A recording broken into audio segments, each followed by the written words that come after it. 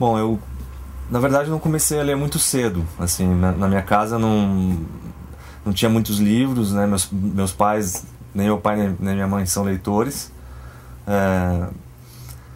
Enfim, são leitores de periódicos, mas revistas, jornais nem tanto, mas revistas, mas nunca de livros, e muito menos de literatura. Então eu não tinha em casa esse acesso muito facilitado. Eu estudei em escolas públicas, com as deficiências de biblioteca que todo mundo conhece, mas tive sorte com alguns professores de português, como também costuma acontecer, e me lembro das primeiras leituras já no ginásio, no antigo ginásio, digamos com 11, 12 anos de idade, que eram as leituras da coleção Vagalume, né? Aqueles livros infanto-juvenis. Eu lembro de um particularmente que se chamava A Serra dos Dois Meninos, que era um livro de aventuras, e que eu ia até tarde da noite, como depois se tornou um hábito meu ler de madrugada, mas eu era muito pequeno, tarde da noite era, vamos dizer, 11 horas da noite, eu tinha que estar dormindo já e estava lendo aquele livro, né? Mas quer dizer, eu não passei por aquela etapa dos livros mais de estimular os sentidos, né? Como eu acho que vai acontecer com a minha filha, que já está pegando em livros e como a gente aqui tem muito livro em casa, ela vai crescer num ambiente diferente nesse aspecto. Então eu comecei com as leituras, até surpreendentemente com as leituras indicadas pela escola, mas que me pegaram em algum momento. E isso prosseguiu na minha adolescência. Por incrível que pareça, acho que talvez seja uma experiência um pouco diferente, mas os livros indicados no Cefet, onde eu estudei o ensino médio, né? Na época era um curso técnico de eletrônica, mas tinha boas aulas de português também, me lembro de bons professores, e tinha os livros obrigatórios. Por incrível que pareça, ali eu li o Érico Veríssimo, O Olhar e os Lírios do Campo, que é um livro que está por aí ainda nessa biblioteca, que é um livro muito marcante para mim. Eu li... que mais? Lembro de um livro que não era exatamente literatura, que também foi um livro de seguir madrugada dentro lendo, que foi 100 Dias Entre Céu e Mar, do Amir Klink, que é um relato de uma travessia do Atlântico que ele fez num barco, e foi uma leitura de iniciação também.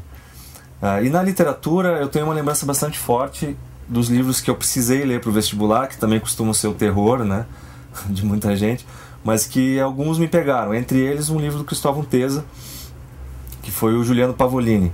Eu tinha lido também, como leitura obrigatória do Cefet, o Trapo.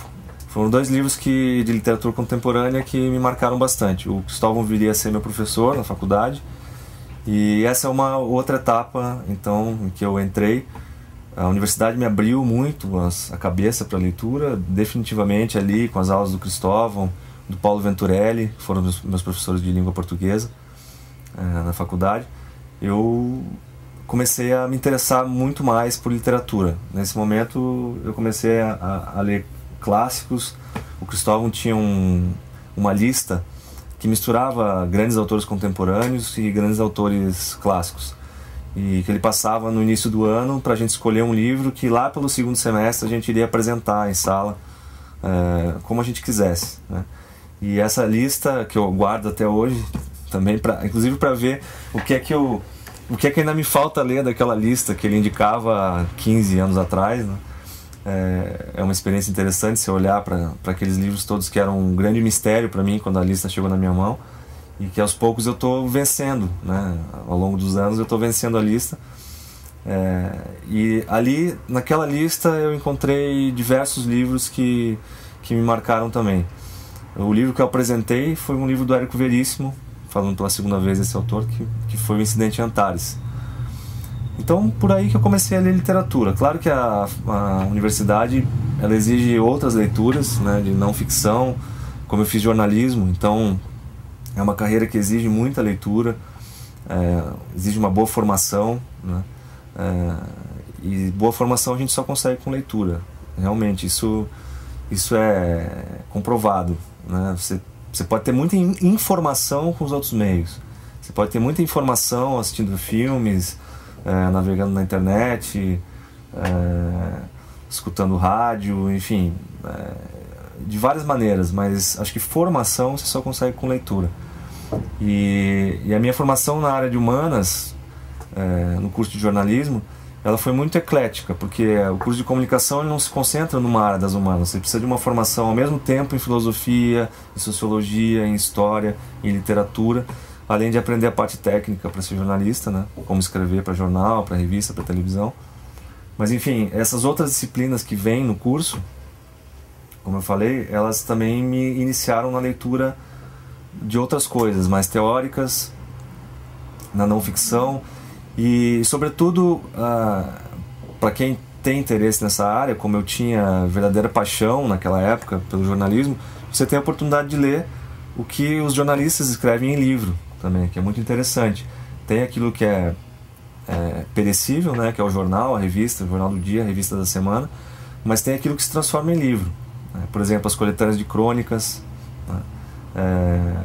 Já falando um pouco de autores, cronistas que eu gosto muito, o Rubem Braga, né, algumas coletâneas dele, me lembro que me fizeram muito a cabeça, assim como os livros do Coni, de coletâneas de crônica, tanto de coletâneas de crônica quanto os romances dele, Luiz Fernando Veríssimo, enfim, alguns cronistas consagrados brasileiros que acabam reunindo as crônicas em livro.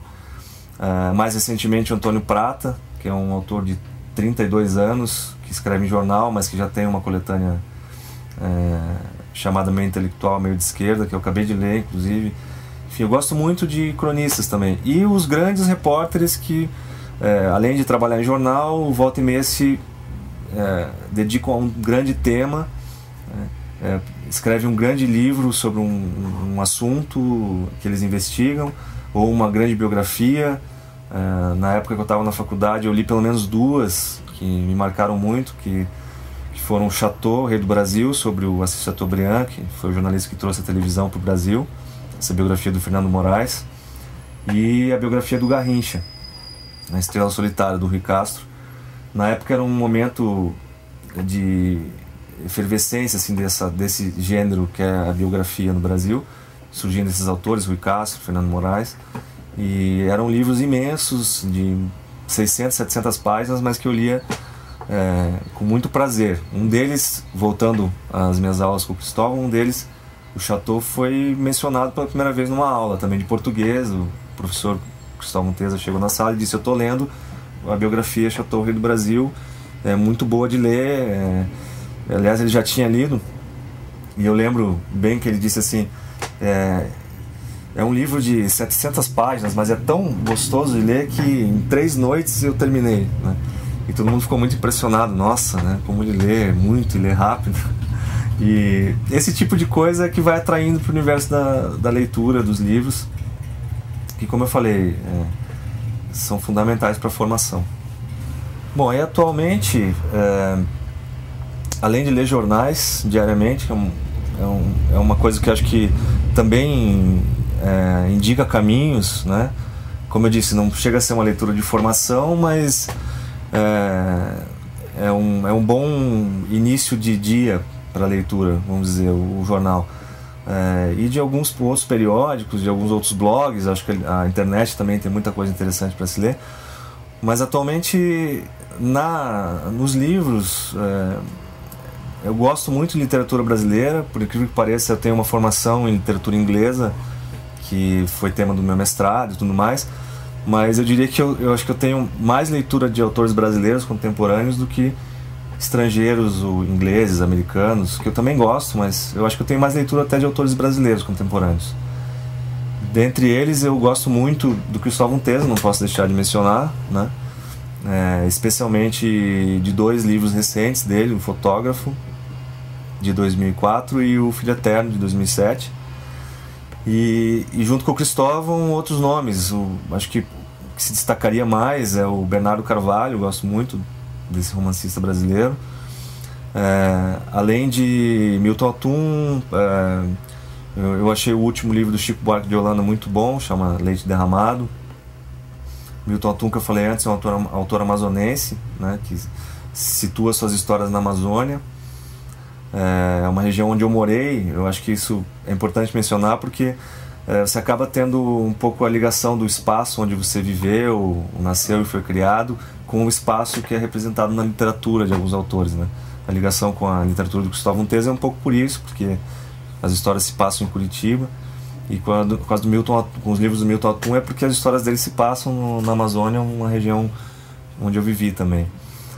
Mas, enfim, você não precisa ter morado nos lugares para gostar dos livros que falam sobre aqueles lugares. Até você pode adotar uma outra perspectiva e pensar que você vai para muitos lugares lendo os livros, para lugares que talvez você não visitasse ou não chegue a visitar, né?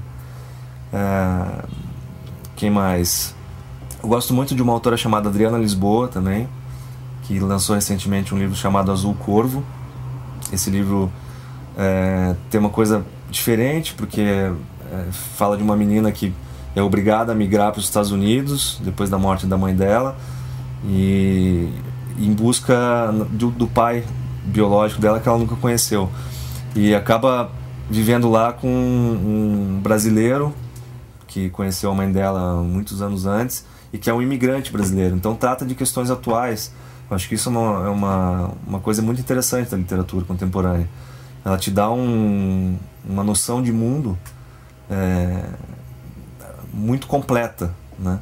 Você tem uma noção muito fragmentada de mundo na leitura das notícias, ou ao assistir o Jornal Nacional, ou ao ler as notícias na internet, etc.